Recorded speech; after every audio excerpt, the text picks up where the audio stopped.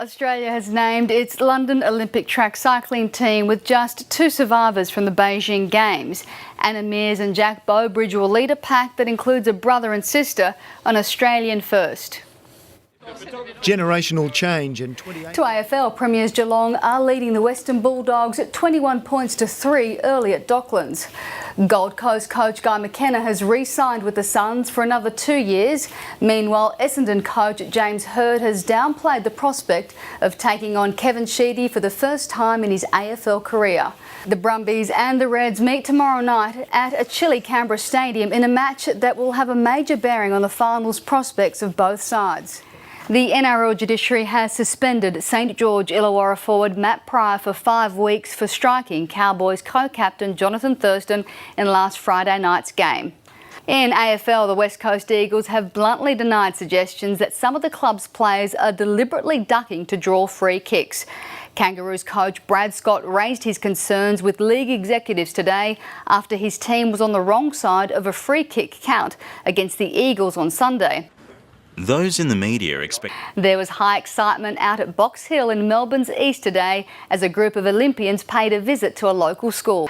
Current Olympians, including basketballer Liz Cambridge and long jumper Mitchell Watt, were joined by Games veterans Jessica Schipper, Kathy Freeman and Leighton Hewitt.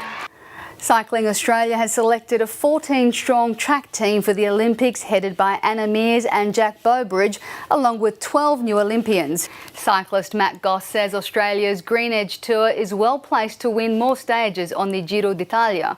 The 25-year-old Tasmanian sprinter secured the team's first Grand Tour win in the last stage.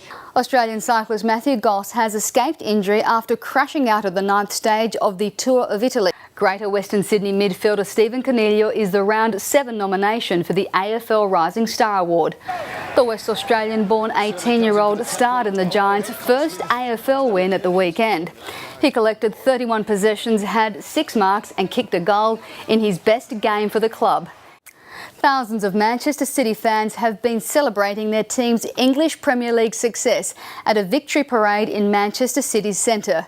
The club secured its first league title in more than 40 years with a last-gasp win on the final day of the season, depriving cross-city rivals Manchester United. The players showed off The West Tigers have beaten North Queensland 26-18 and the Panthers have celebrated a big upset over Premiers Manly at home. Penrith fullback Lachlan Coote starred for the home side who won 22-4. The Magpies had plenty to crow about in the AFL overnight, sinking Adelaide on their home turf. Slips the tackle, bends it around the body. A great escape for the Dragons and more heartache for Eels fans. The sound no team wants to hear. Eels fans booing their side, and Parramatta's under-fire coach admits they had every right. The fans deserve a lot better than that, and, how they felt. The 39-6 rout, officially Parramatta's worst start since 1991. Resuming on none for 44, Australia lost 3 wickets in the opening session, including a run-out that left Ricky Ponting fuming after a horror mix-up with Shane Watson. And run out, gone. Daniela Intili, 9 News. And Cricket Australia will announce squads tomorrow for the upcoming tours of England. Juanita? Thanks, Danny.